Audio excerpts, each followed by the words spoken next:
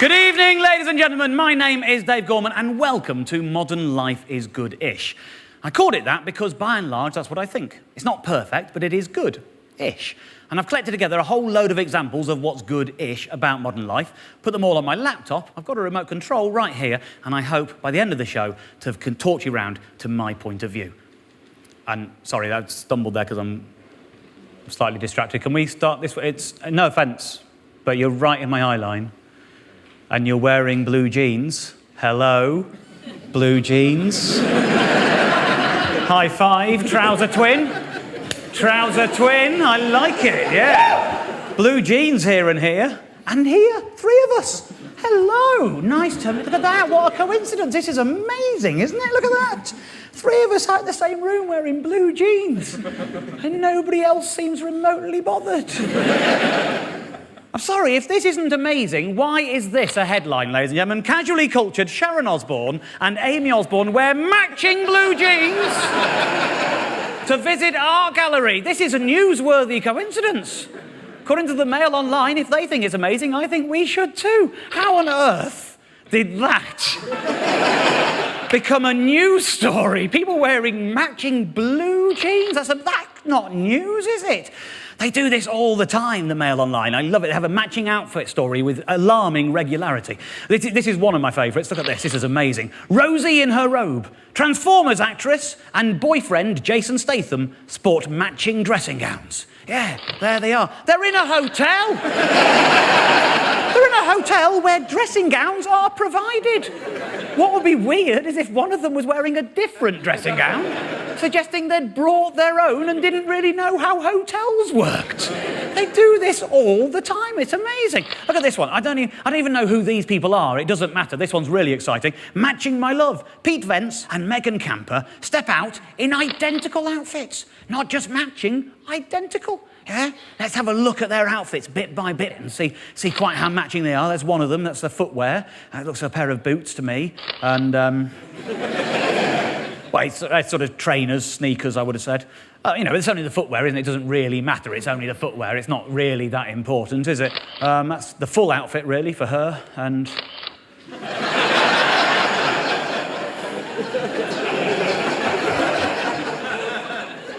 identical outfits, ladies and gentlemen, identical outfits. There they are, in full. Even the headwear, one of them's wearing a hat and one of them isn't. Identical outfits, ladies and gentlemen. They do this all the time. It's amazing. This is my all-time favourite. I collect these in the Mail Online. This is my all-time favourite, this one. Just like Mommy. Jennifer Garner and little Serafina wear matching glasses. Yeah? By the end of the first sentence, they're backing away from this one. By the end of the first sentence, it's almost matching.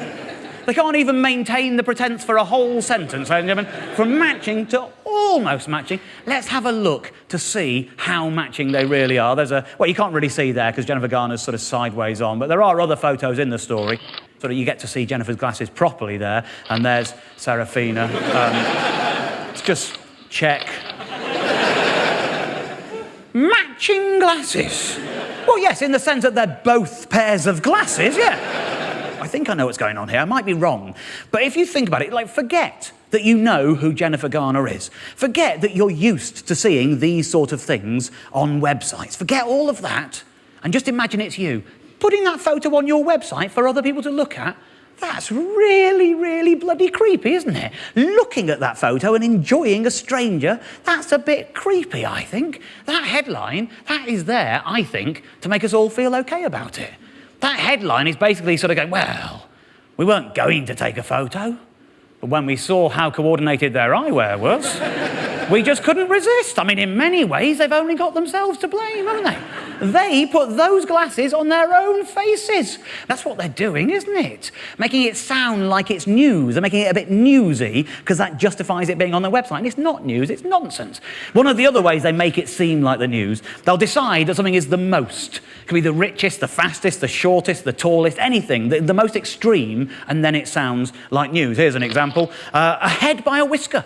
Stubborn stallion Alfie is Britain's most mustachioed horse. Yeah, granted, it's a very mustachioed horse. I'll give them that. That is a very mustachioed horse. I accept that. But do you really think for one moment that they've actually measured every horse moustache in Britain? I don't. What they really mean is very mustachioed horse. But very mustachioed horse doesn't sound like a headline, does it? Most mustachioed horse does. I know it's trivial, but that's what they do. This is another one. BT ad star Chris to wed plumber. This is on the Mirror website, but it's actually from the Sunday People. Before I show you the most here, I think it's worth saying, I think I would probably have cropped that photo a little differently. I might be being fussy, but I would have probably gone for something like that myself. Just instinctively feel that that was probably more interesting than that. If it was me, I probably would have gone with something like that, basically. That's just a suggestion for next time. If you're watching Mirror People, it's just a suggestion for next time. But let's zoom in and I'll show you the most. I've taken out the sub-headline from my picture so far. Here it is, ladies and gentlemen, the sub-headline. BT Teliad heartthrob Chris Marshall is to wed Britain's richest female plumber. Just look at those words, Britain's richest female plumber. Drink in that sentence. That's an utterly ridiculous phrase, isn't it? They do explain in their story why they think she is Britain's richest female plumber. It says his bride-to-be is Hannah Dodkin, who pocketed £335,000 for winning an Arabian version of The Apprentice 2 years ago. She won a lot of money 2 years ago. We haven't checked if any of the others won the pool, so we're going to say that she is Britain's richest female plumber. They're guessing, aren't they, surely? This is another one. This is my favourite. This is in the Telegraph. Britain's most prolific TV extra, 2,000 roles, still works in Tesco's. That's what the Telegraph said. It was in the Mail on the same day, Mail Online. Britain's most prolific TV extra is Tesco worker 40, appeared in a staggering 2,000 shows and so on. This one's interesting to me because you can trace the origins of the story back.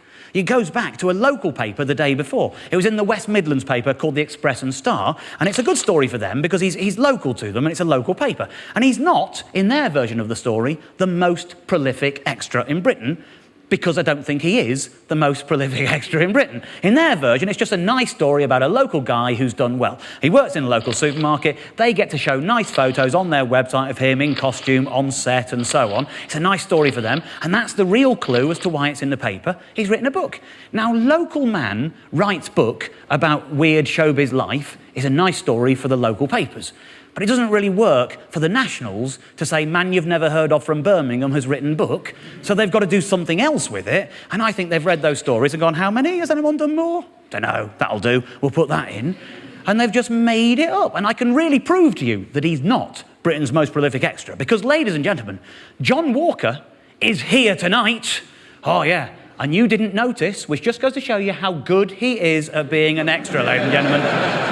If you'd have noticed him, he'd have been terrible at his job. He's just down there on the third row. How are you this evening, John? Yeah, good, thanks, Dave. OK, let me ask you a very simple question. The Mail and the Telegraph have both declared you Britain's most prolific extra. Are you, John Walker, Britain's most prolific extra? No. Did they just make that shit up? Yes. Now, in the local paper, they plugged your book. Did the nationals plug your book for you? No, nobody mentioned it at all.